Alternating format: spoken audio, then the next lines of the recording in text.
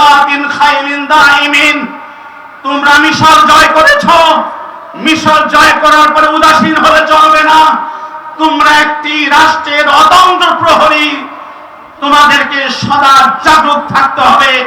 সেই সূত্র ধরে আমিও বলতে চাই, প্রকৃত স্বৈরাচারের দেশি বিদেশি এজেন্টরা আমাদের অর্জিত নয়া বিপ্লবকে, নয়া স্বাধীনতাকে নস্যাৎ করে আবার স্বৈরাচারকে পুনঃপ্রতিষ্ঠার ষড়যন্ত্র করছে।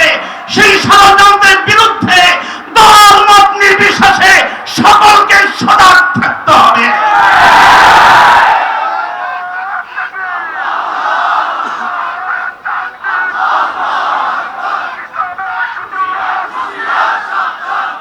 ছাত্র জনতা ওলামায়ে কেরামের শাহাদাতের বিনিময়ে অর্জিত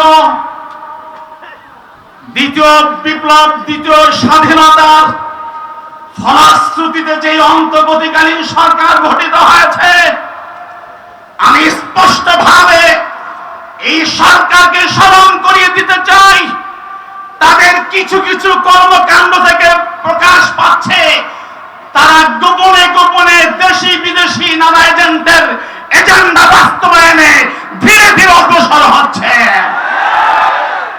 যেই শিক্ষা কমিশনের বিরুদ্ধে, যেই নাস্তিকতাবাদী শিক্ষা সিলেবাসের বিরুদ্ধে আমাদের আকাবির আন্দোলন সংগ্রাম করেছেন, এদেশের ৯২ জন তৌহিদি জনতা সংগ্রাম করেছেন, সেই শিক্ষা সংস্কার কমিটিতে সেই নাস্তিকবাদী সমকামিতা প্রমোটকারীদেরকে অন্তর্ভুক্ত করে ন্যাক্কারজনকভাবে এই শাহাদাতের অপমান করা হয়েছে।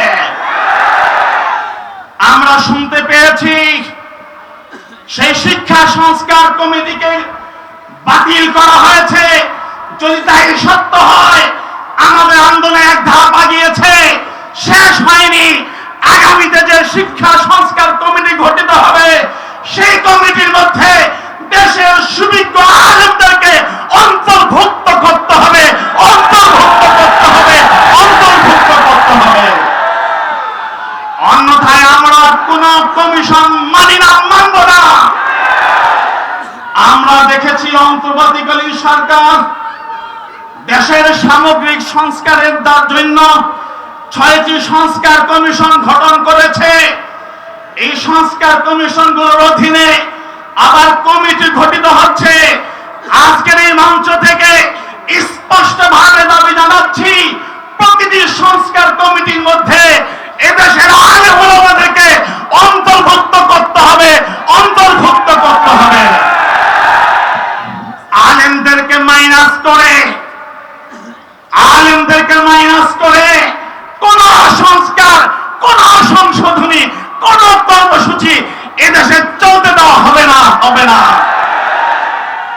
সংগ্রামী তৌহিদি জনতা, আমরা লক্ষ্য করেছি আমাদের পার্শ্ববর্তী ইন্ডিয়াতে আমাদের প্রিয় নবীকে কটূক্তি করে, ইসলামকে কটূক্তি করে, সেখানে এই হিন্দু ঠাকুররা বক্তব্য দিয়েছে।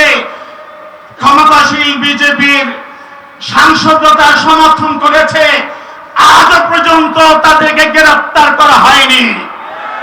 আমাদের ইন্ডিয়ান মুসলিম ভাইরা লাখো লাখো সংখ্যায় মার্চ টু বোম্বাই করেছে। আমি স্পষ্টভাবে বলতে চাই, আগামী ২৪ ঘন্টার মধ্যে যদি এই কটূক্তিকারীদেরকে আইনের আওতায় আনা না হয়, তাহলে প্রয়োজনে আল্লামা মামুনুল হক সাহেব সহ বাংলাদেশের শীর্ষ আলেমদের নেতৃত্বে মার্চ টু ইন্ডিয়া করা হবে, মার্চ টু ইন্ডিয়া করা হবে।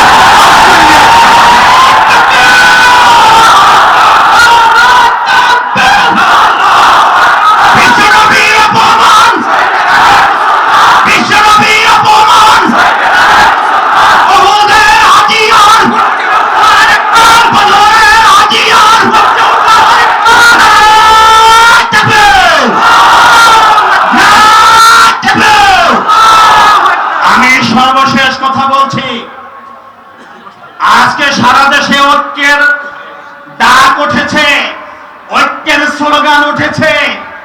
আমি বলতে চাই, আমাদের হক্কানি সিলসিলা যে সকল রাজনৈতিক দল আছে, বাংলাদেশ খেলাফত মজলিস, খেলাফত আন্দোলন, জমিয়ত উলামা ইসলাম সহ আমাদের হক সিলসিলার যত সংগঠন আছে সবাই মাঠে ময়দানে নেমে পড়ুন, ব্যাপকভাবে জনসমর্থন সৃষ্টি করুন, ব্যাপকভাবে সংগঠনকে সংগঠিত করুন। আগামী নির্বাচনে আমরা কারোর সাথে ঐক্য করব না, গোটা জাতি আমাদের সঙ্গে ঐক্য করতে বাধ্য হবে। আমরা মুক্তাদি হব না। আগামীতে আলেমরা ইমাম হবে, মসজিদে ইমাম, খুতবা ইমাম, ইজ্জতে ইমাম, রাজনীতির ময়দানে আলেমরা ইমাম হবে। আমরা মুক্তাদি হব না, কখনো হয়নি। কথা ঠিক আছে? কাজেই আমাদেরকে কাজ করতে হবে, মাঠে ময়দানে কাজ করতে হবে। ঐক্য বলে আজকে আমাদের কওমি স্পৃহাকে বিনষ্ট করার একটি গোপন ষড়যন্ত্র চলছে। ওই ষড়যন্ত্রে পা দেওয়া যাবে না।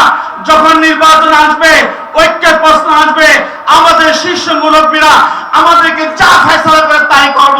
এখন আমাদের কাজ যার অবস্থানে তার সংগঠনকে শক্তিশালী করা। কথা একটাই, আমরা জাতির ইমাম হব, আমরা কারো মুক্তাদি হব না, মুক্তাদি হব না, মুক্তাদি হব না। আমার এই নাইলার সমবেত জনতা,